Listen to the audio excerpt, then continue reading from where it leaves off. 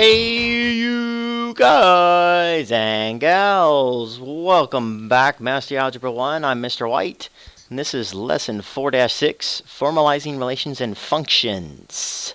A relation is a pairing of numbers in one set called a domain with the numbers in another set called a range. We also talked about this in terms of x's and y's, input, output, and also independent and dependent variables.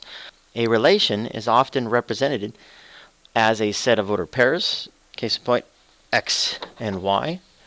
And in this case, the domain is the set of x values and the range is the set of y values.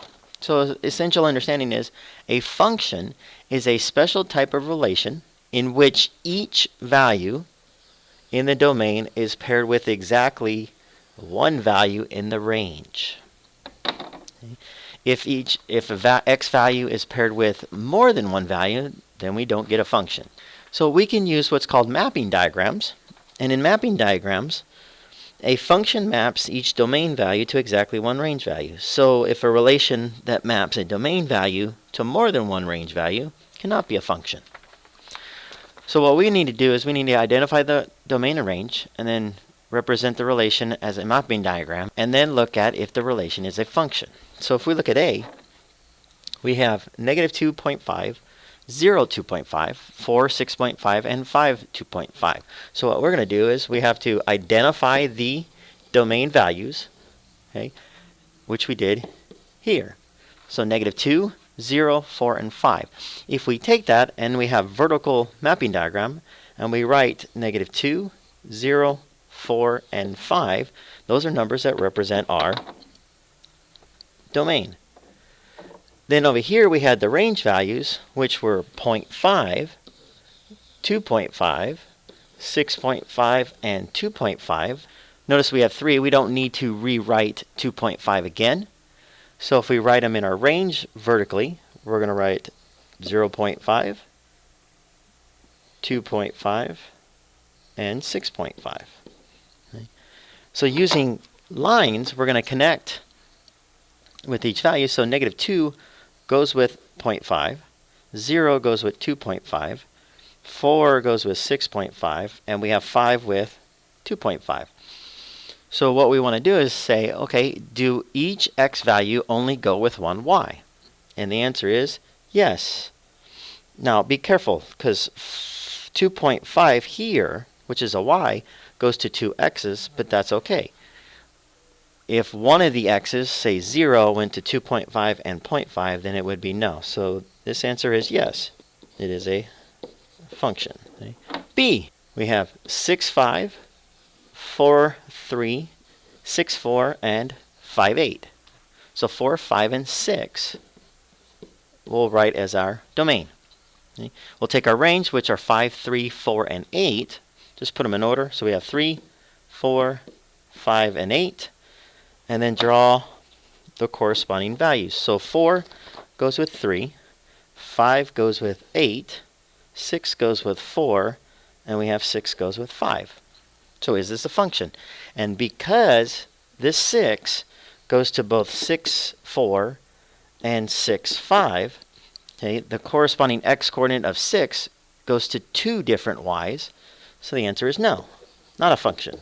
Your turn. We're going to identify again the domain and range, represent the relation with the mapping diagram, and then tell us if it is a function. Go ahead and hit pause. I'll see you back here in a few minutes. Go.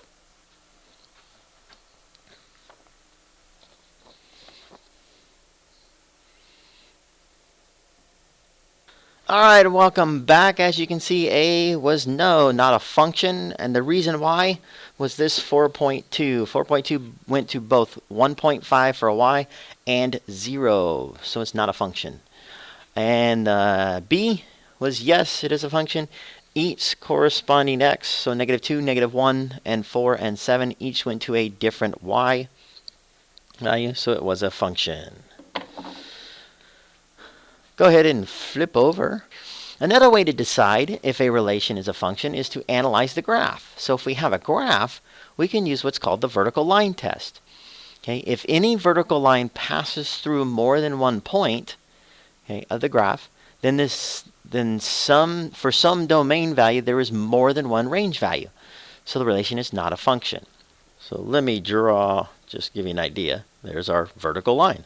So if we take the relation on problem 2 for A, we have -4, 2, -3, 1, 0, -2, -4, -1, 1, and 2. If we plot those points, okay, we have discrete data, and we take that discrete data and then we look, okay, is there any values of x that go to two different y's?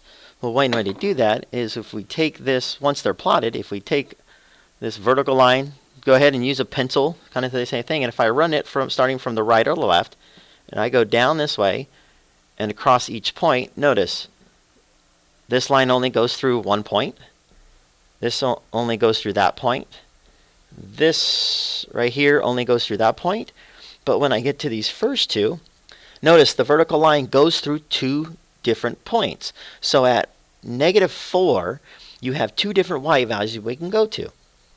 Hence, on the graph, we have -4, -1, and -4, 2. So, the domain value, -4, corresponds to two range values. So this is not a function. On B, if I take my handy-dandy vertical line, start running it across, notice from section 4.4 we talked about a parabola. If I run this through each time, so we have a continuous graph here that shows a curved line. Notice each time I'm going across the graph, it's only really connecting with one point. Keep going until we reach the top here. And if we keep going, now it's gradually going down, but we're still touching only at one point until we get to really the end of the graph. So this is a function. There is no vertical line that passes through more than one point. We have seen functions represented as equations involving x and y, such as y equals -3x plus 1. We did this before, okay? Or hopefully we've seen it. Below is the same equation, but what we've done is we've taken the y and we inputted f of x. Okay, this is not f times x. This is a function notation. So for any value of x, we could input into the proper equation. So notice that f parentheses x parentheses replaces y. It is read f of x, not f times x. The letter f is the name of the function, not a variable. A function notation is used to emphasize that the function value f of x depends on the independent variable. So x is that independent variable that we input some value and get a dependent y value, or f of x. Okay. Other letters can be used, so we could use g and represent g of x. We could use h of x. We could use b of x, and so forth. So we could use different variables to represent different functions. So problem 3. The function w of x is equal to 250 times x represents the number of words you can read in x minutes. So if we know we can read 8 minutes, we need to figure out, well, how many words can I read in those 8 minutes? So if we input, take our equation, we have w x equals 250x. We're going to input the 8 minutes into x. So w of 8, take 250, substitute wherever you see an x, we substitute 8. So we're going to have 250 times 8, which is, calculator goes, 2,000. So right in our sentence, you can read 2,000 words in 8 minutes. Problem 4 says, given a bunch of domain values, let's find our range function. Okay? So domain, f of x is equal to -1.5 times x plus 4. And our domain values are 1, 2, 3, and 4. So we need to find the corresponding range.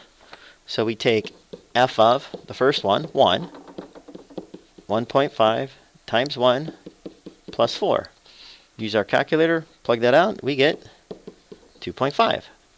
If we plug in the next one, now f of 2, we'll go -1.5 times 2 plus 4.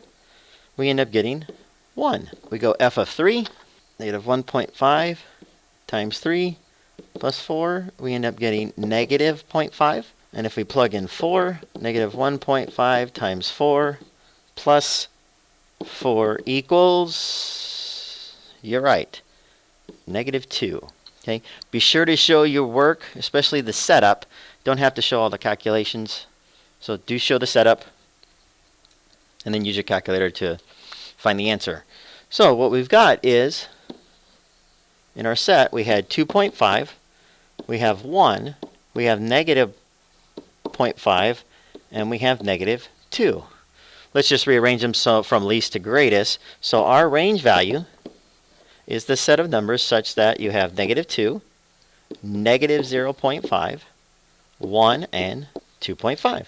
All right, that concludes 4.6. Don't forget about the bookwork on page 271. And remember, do your best, forget the rest. Snoopy says bye for now.